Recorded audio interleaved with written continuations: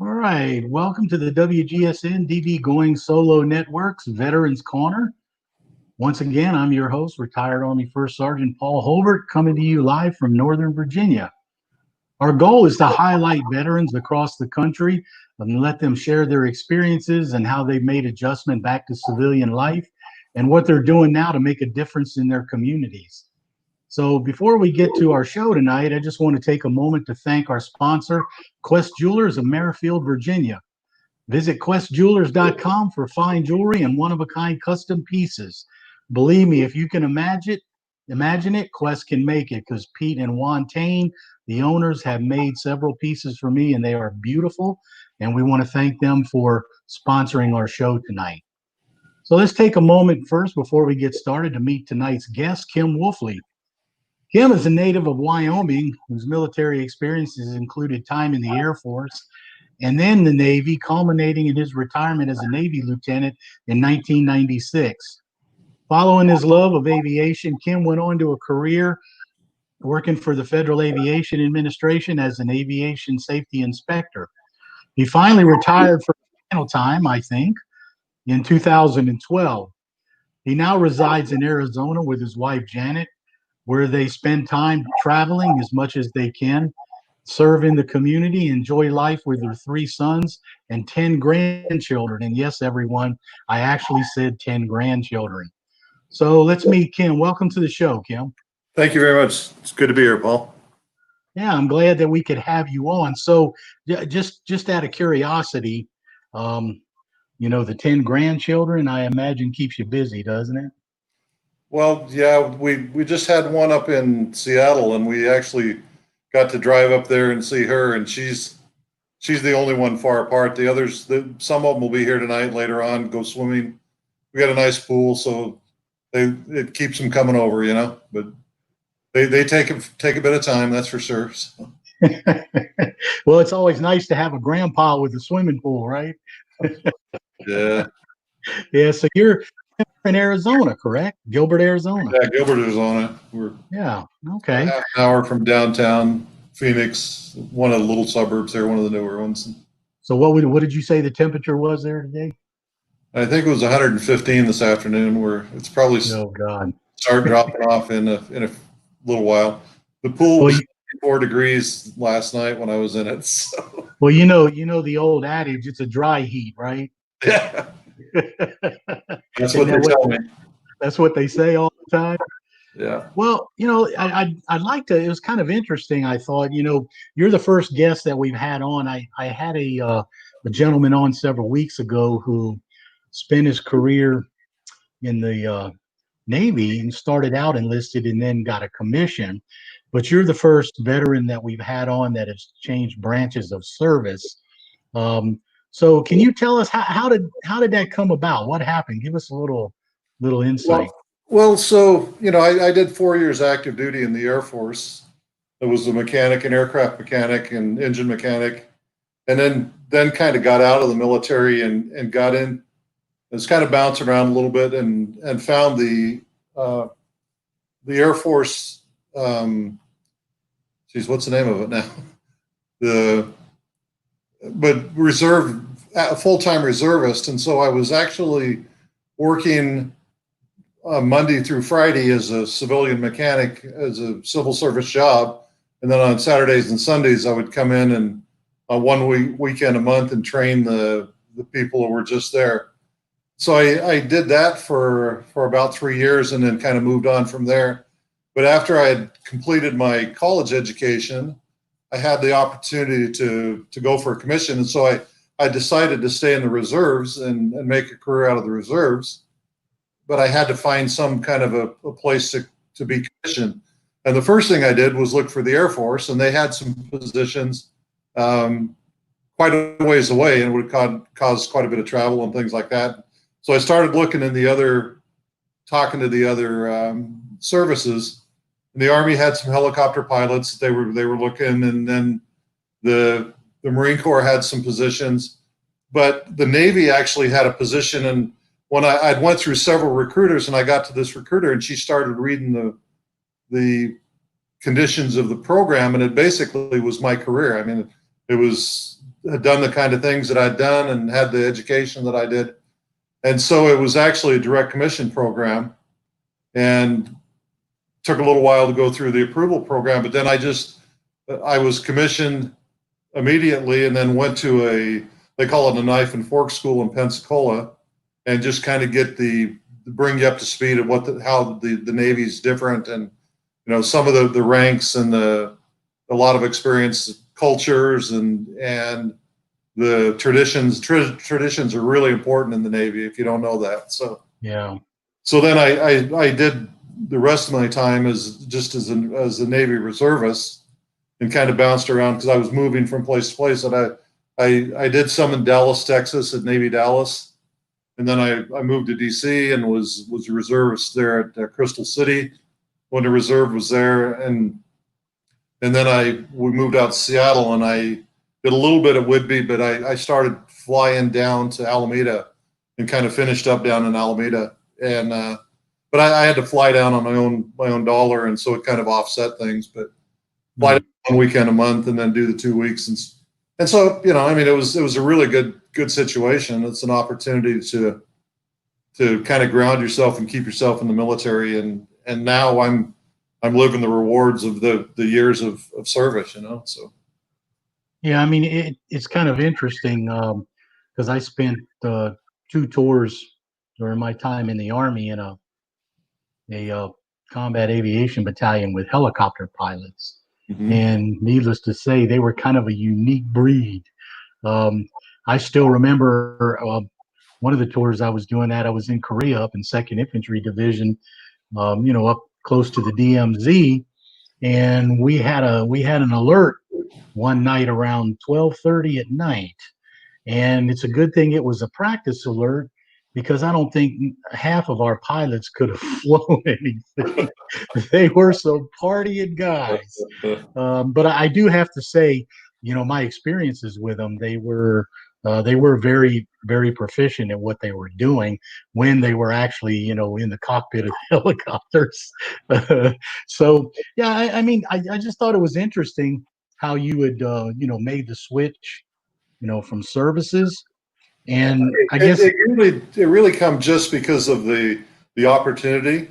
I mean, the Air Force was looking for quite a bit of commitment time and even travel.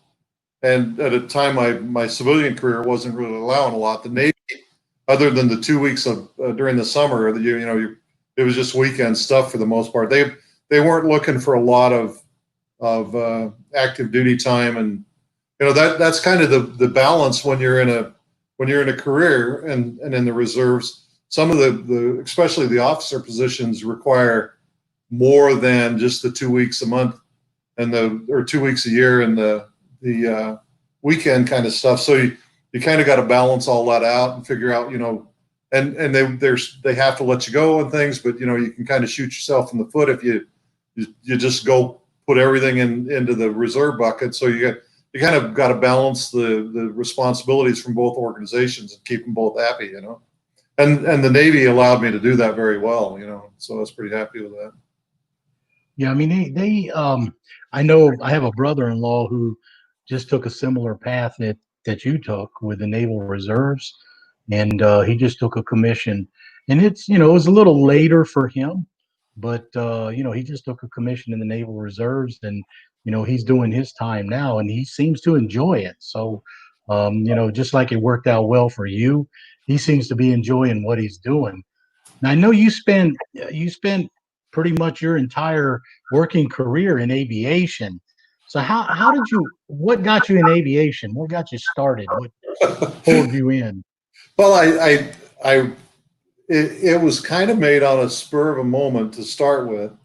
So when I went to the recruiter, I mean, I was a dumb 17-year-old kid, and he said, "Well, you can have any job in the Air Force except like cryptology is the only thing that I didn't qualify for, something like that." And I started looking, and I go, "Well, what's applicable?" Because I at that point I didn't plan on making a career and being in it full time. So I said, "What gives you some applicability to the real world?" And then the jet engine mechanic opened up, and it's like, "Yeah, that sounds pretty good. That sounds interesting." I'd done some a little bit. I was raised on a farm, and I mean, I kind of knew a little bit about tools, and so he said it was something like, "You got 12 minutes to make your decision. Do you want this one?" And it was a live active thing. I mean, there were schools coming, and people were taking them, and so I said, Yeah. "Go for it." And that, I mean, after I went to the basic training and did that, I went to Illinois to a jet engine mechanic school down there, and stayed there, and went through the course there, and from then on, it's kind of, once you kind of get that lock into aviation, it's a really good start in life, and there's a lot of good work out there. There's a lot of good jobs out there that pay decent money, so. Yeah. Yeah. So you continued that on while you were in the Navy. And I know that, when you look back at your military experiences, I had to kind of laugh when you said, um, well, what do you want to do? Time's running out here. You got to make a decision. It's almost like mass registration at a big college where you try to get up to the front of the line and hope your class is still there, right? It really was. I mean, and that was a long time ago, and the recruiter may have had a little, but I mean, he was saying, suggesting, maybe you want to do military police, and no, I don't want to go that route. Yeah. The maintenance with the aircraft actually jumped out pretty good, and I figured there'd always be work in aircraft engines, and it turned it was a pretty good stepping point for me, so. Well, that's good. Now, what I want to do is, I mean, you've had a lot of experiences throughout your career, I'm sure. Can you share with our listeners um, what you feel is one of your most memorable military experiences? Um, I saw the smile there. it's kind of weird because it's not as military oriented, but I was in a Navy unit that supported a depot repair unit in Alameda, California. They had a depot unit there, and it was kind of new when computers were just kind of coming in, and so I went in for the weekend, and they kind of indicated that there might have been a virus in their computers, and all the computers were desktops. There was no interneting or no cabling together, and everything was moved by floppy disks and stuff. And so the XO asked me if I would mind doing some research, and there was a big bank of computers, and I went in and started looking, and I actually found a pretty serious virus in their system that was set to go off in about 2.5 months. And so I went through, I don't know, probably about 40 or 50 computers over that weekend and locked down the virus, but I couldn't get rid of it. So I was able to just stop it from going off and saving them a lot of headache and a lot of problems and stuff.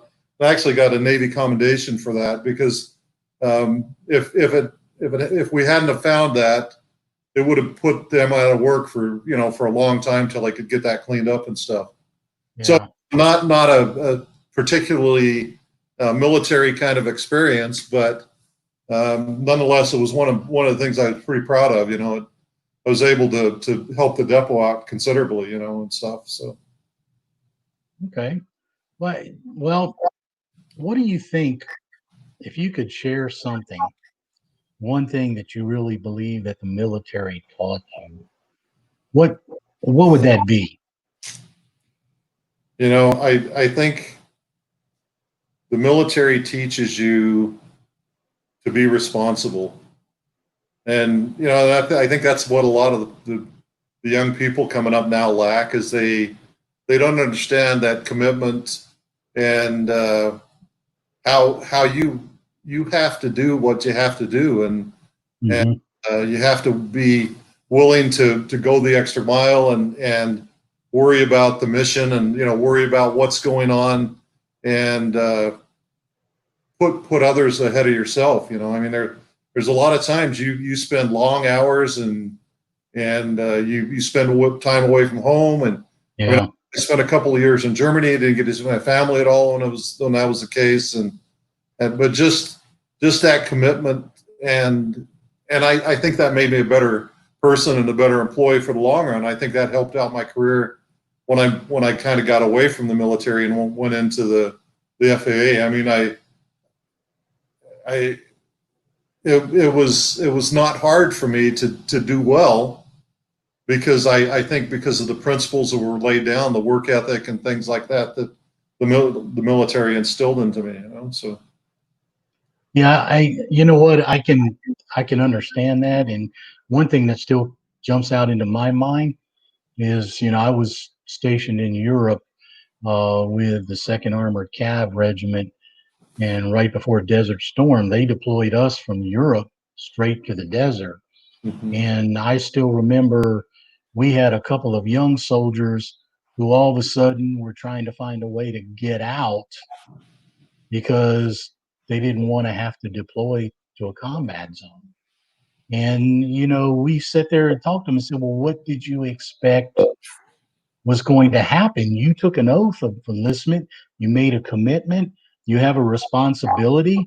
And, to see something like that was, and then by the same token, we had the other 99% of the unit, they stood up and were ready to go.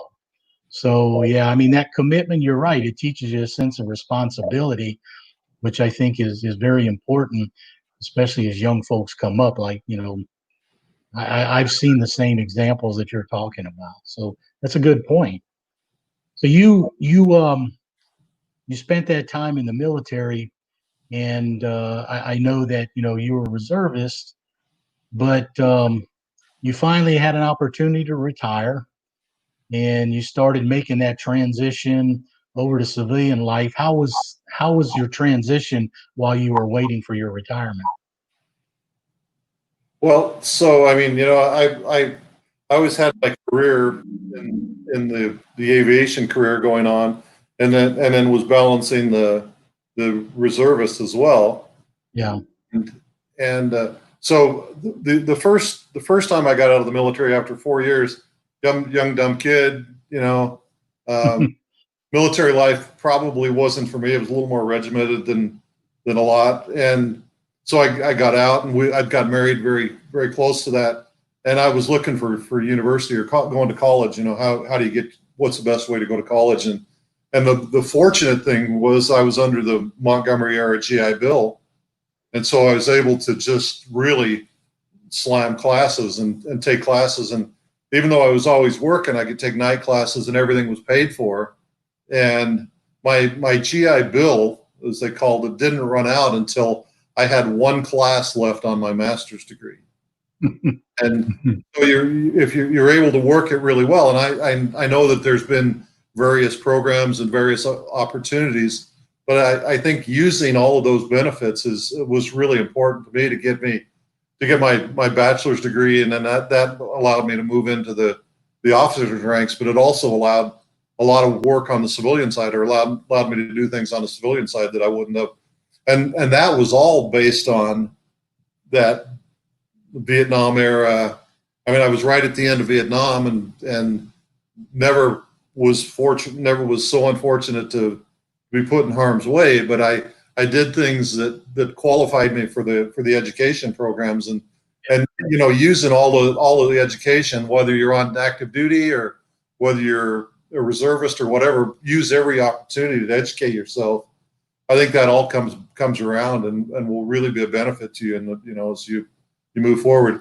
When I got ready to get out of the military, I mean, I had my career, so out of the reserves, I had my career, so it actually allowed me more time for the work and things like that, and give me more personal time and stuff like that. And it just become a time that traveling was for the weekends was getting a little old, and I had kids, and my wife was picking a lot. I mean, that's the one thing, a military wife has to pick up a lot of the slack, because dad's on a submarine, or dad's on a carrier, or dad's deployed somewhere. It's tough, and so I just want to give a shout out to all those wives who lived that. That's a tough thing for them, and I appreciate that. So Yeah, I mean, you see some of the T-shirts and bumper stickers that says "Military wife, the toughest job on base." You see some of those around, so that's a good point. All right. Well, folks, you've been listening to our interview with tonight's guest, Kim Wolfley, and we're going to take a moment here to take a commercial break, and we'll be right back after our sponsor's information.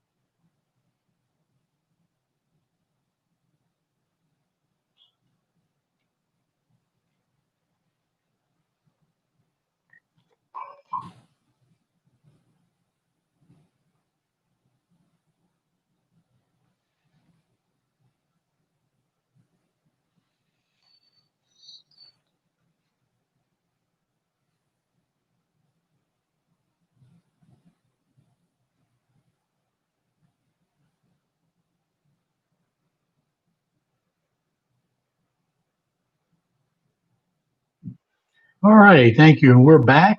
Once again, this is your host, Paul Hover, with the WGSN-DB Going Solo Veterans Corner. And we're talking tonight with retired Navy veteran Kim Wolfley. And Kim, I know you left the service and you went on to a second career with the Federal Aviation Administration as an aviation safety inspector. So can you tell us a little bit about that? What was it you did? Well, even before that, I actually got a job with the Air Force, working as a civilian in the Air Force, and worked plant representative offices, quality assurance at places where the Air Force was buying major weapon systems. So I was in the B-1B plant when they were building the aircraft and doing on-site inspections and things. And then kind of moved around and did some other weapon systems and things. And then the FAA, actually, there was a military drawdown, and they were going to close some of the organizations, which one I was in happened to be in. So the FAA was looking for people who had some software experience and kind of knew about software quality assurance. And so the first time I went to Washington, D.C., I was actually a software specialist and was writing policy and kind of helping the FAA kind of figure out, what are we doing with the software, the stuff that's flying, the stuff that's on the ground, the stuff that does inspections. And so I was writing policy and working, helping the field offices do that. And then I transitioned out to Seattle and worked at the office that had oversight of Boeing. So there was about 20 inspectors there that would go in the Boeing plants. We were actually co-located in their plants, and had inspections, random inspections going on, and just making sure the aircraft were built to the design specifications and tests were being run properly. And if there was issues, try to find the issues, do some research and find the issues. And so the FAA has these positions that are in factories all over. So GE and all of the big manufacturers have representatives from the FAA in the plant. And so I did that for a few years.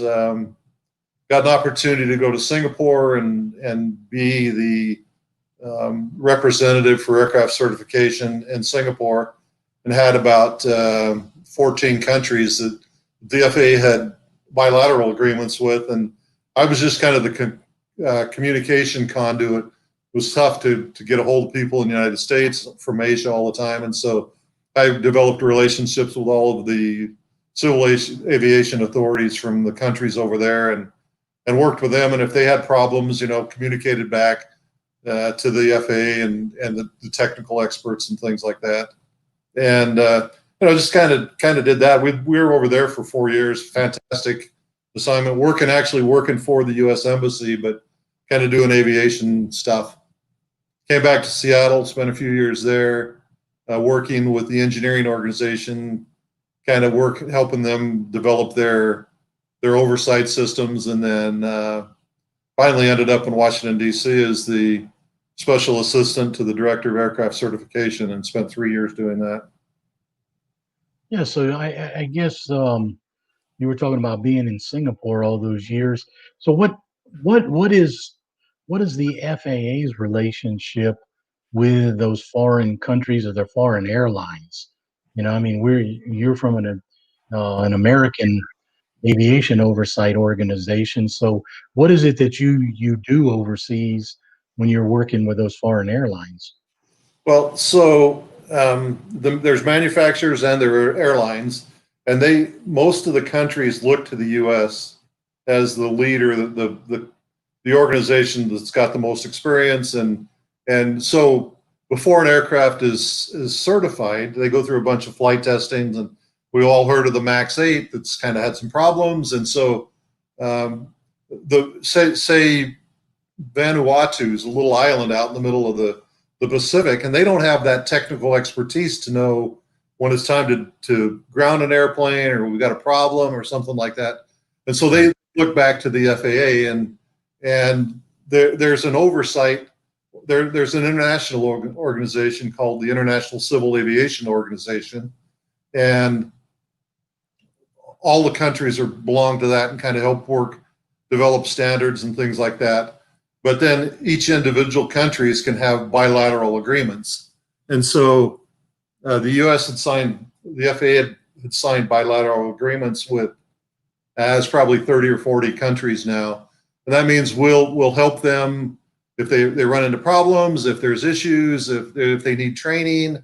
A lot of my time was spent in China, and China was kind of a developing country, and they were starting to produce some parts, and there was a lot going on. So even though each country is sovereign and has their own authority, they're looking back to the countries where the aircraft were designed and built as the authorities, and they may have just a couple of desks, a couple of people working at problems or working aircraft, but then when something big comes up, they go back to the FAA and ask for help, or ask for solutions and things like that. So a lot of that's what I was doing. One weekend, I got a phone call from Japan, and they had a bunch of 737s that actually had flown out for the weekend, and it was a 3-day weekend for them. And then it had hit the media that there was some cracks in the engines.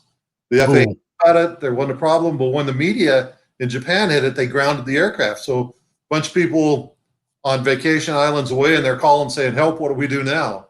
And so I had to spend time, lots of hours of figuring out what do we do to get these airplanes back in the air so that the people can be back on Monday, And I mean, it was what kind of inspections do you do?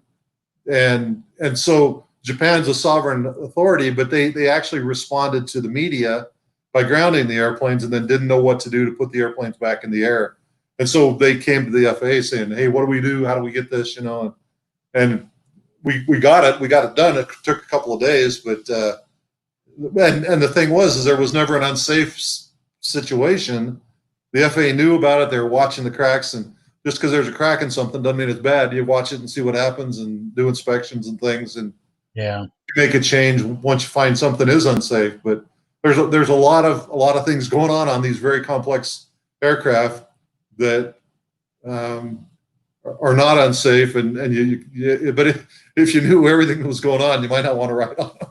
But FAA does a great job of keeping safe and keeping those things identified. And if there is an unsafe situation, Max 8 is the big example everybody knows about right now. It's been on the ground for months and months because they had some problems, and when they were doing their certification, they may have bypassed some steps or so. So. Yeah, so it sounds like your main function there was the safety of aircraft parts and basically overall the safety of the flying public as well. Yeah, and I mean that was kind of one of the things when the government were shutting down and things. They'd usually keep us working because it was a safety job to make sure things was happening. I mean, there's different organizations that handle the aircraft. I was in the organization that was responsible for the design and the manufacturing, and then when it went into the field, went into the fleet, then there was another organization that dealt with the operators, and we worked real close hand in hand with them. And probably in Singapore, I was as close to them. I mean, I was in the same office with several of those guys. So, that was just a good opportunity to kind of expand and understand what goes on during the fleet operations and things, so. Well, Kim, I know you've had, a pretty long military career. Then you had a second career with the FAA and finally retired. And, you're now trying to enjoy life. And I know you guys travel as often as you can. And, but I know that you and your wife also have a passion in your community. And in fact, when you were stationed around or working around this area, that you used to volunteer time at the DC Central Kitchen here around Washington, D.C. But now that you're retired out in Arizona, I know that you still continue that community involvement and that community service. And you and your wife are heavily involved in a place called the Vulcan Academy. So can you tell us a little bit about that? What is it you guys do and what do they do? The John Vulcan Academy, or Welcome Home Ranch, is kind of that was the original name. They've changed it to JVA, but it's an addiction recovery program for young men and women between 18 and 35 years old. And it's just an opportunity. It's a dry out. It's not really a dry out facility. It's a place that teaches life skills that people didn't get. And there's about 35 to 60 people in the program here. There's actually a couple of other, the JVA has one in Canada, in Surrey, Canada, and then one in Kent, Washington, and they do different things. This one here is actually a working horse ranch, and they have boarding stables, and they board hundreds of horses. I don't even know how many. And so the guys come in and start out shoveling manure,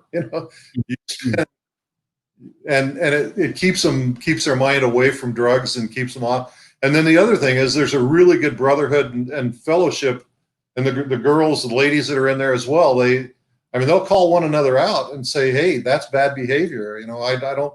And so it's a 2-year program, and very few make it through in 2 years. It takes a little extra because they may have some learning experiences or have something that messed up. And so Jan and I are able to, we just try to get to know the kids, the guys, and we go there at least once a month and feed them. We, with some other people in the community, we put together some big meal, and it might just be fried bread dough and chili or whatever, but opportunity to them to kind of have somebody else cook them a meal. And we have them over in our house, pool parties, a couple of 3 times during the summer and things like that.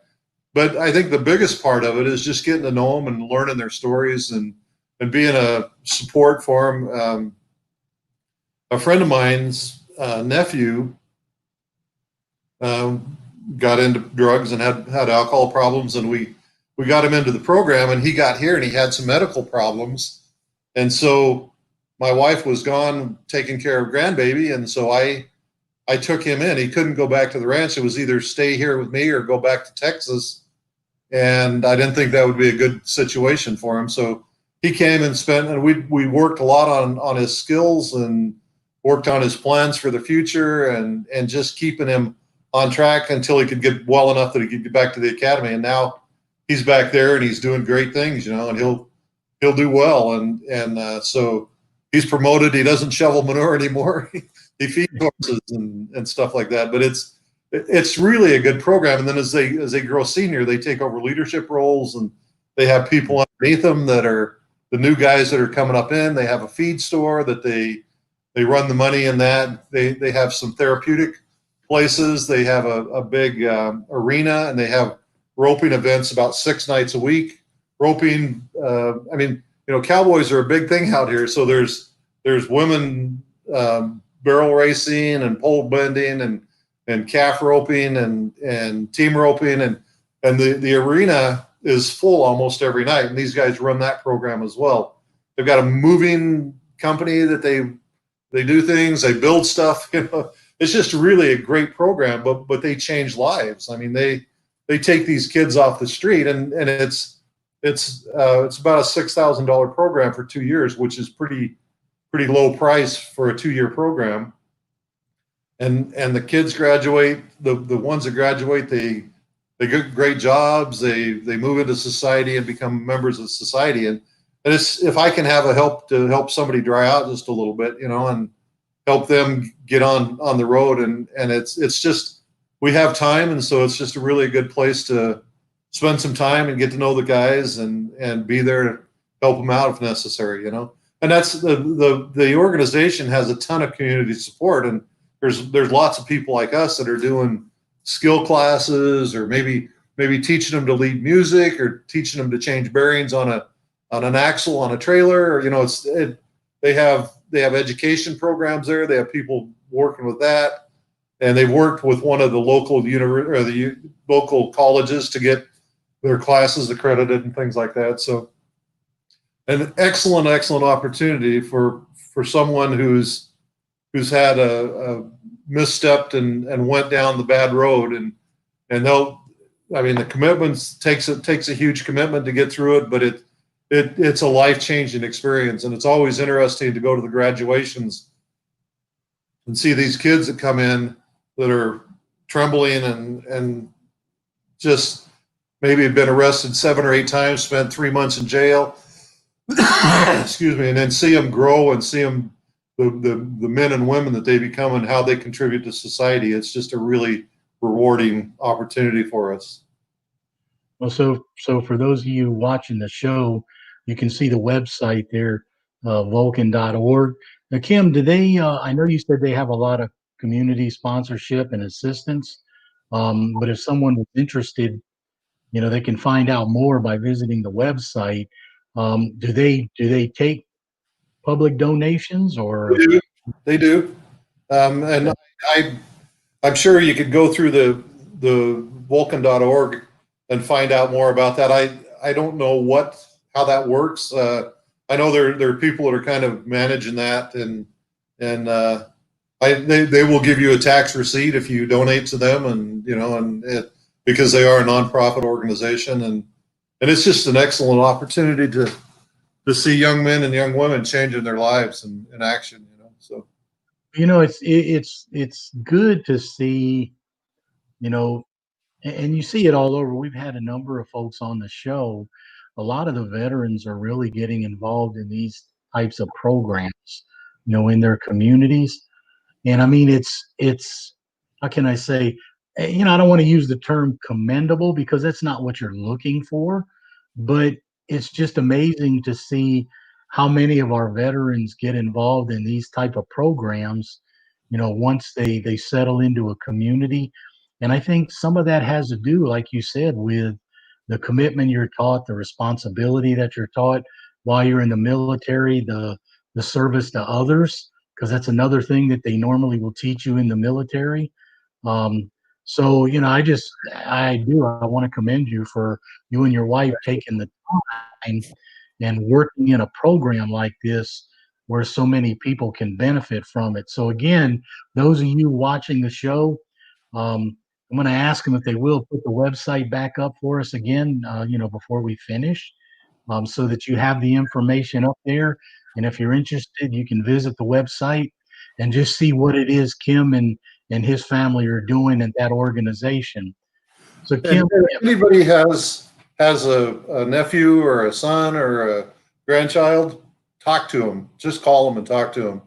It's an incredible organization, and the thing I was going to say is, your problems become much smaller when you reach out to someone else and you see the problems that people face. And I never leave there without a smile on my face. We go over and great bunch of guys, and you're thinking, and especially at graduation, you're thinking, man, these guys can't be the same people who were sleeping under underpasses and doing drugs, and I've known several of them, and I've known people that have committed suicide and luckily been saved and got into the program and changed their whole life.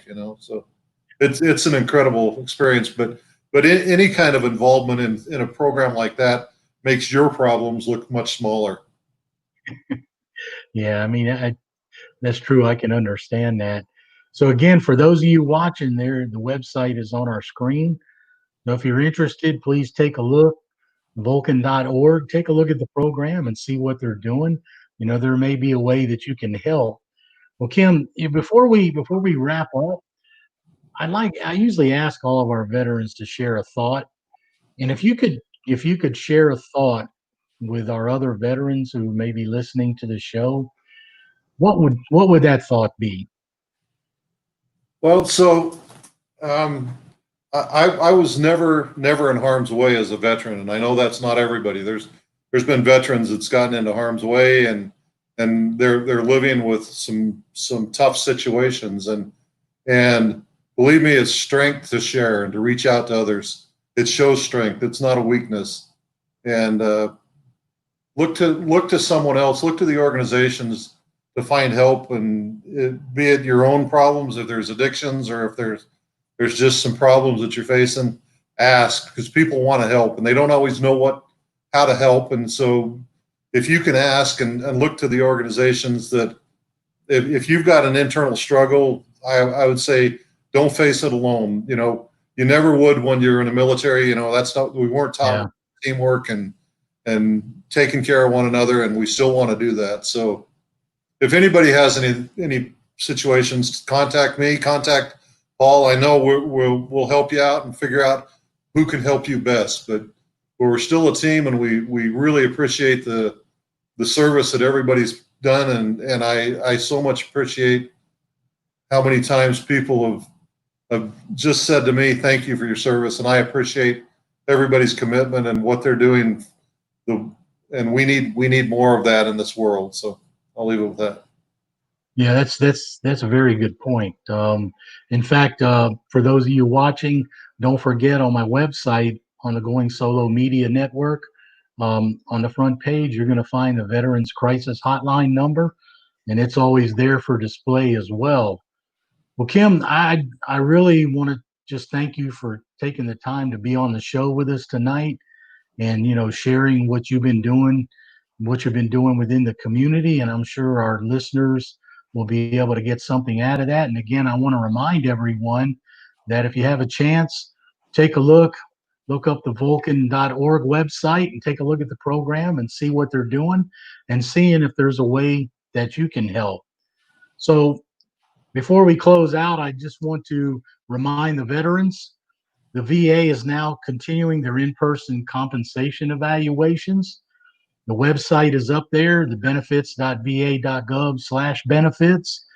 If you take a look at the website, they'll give you all the information there, and they've started doing their in-person compensation evaluations again in a lot of the areas. It may take you just a little while to get an appointment, but at least they are starting to do them. So for those of you that were waiting, you need help, you need to file a claim, now is the time to do it as they ramp those programs back up.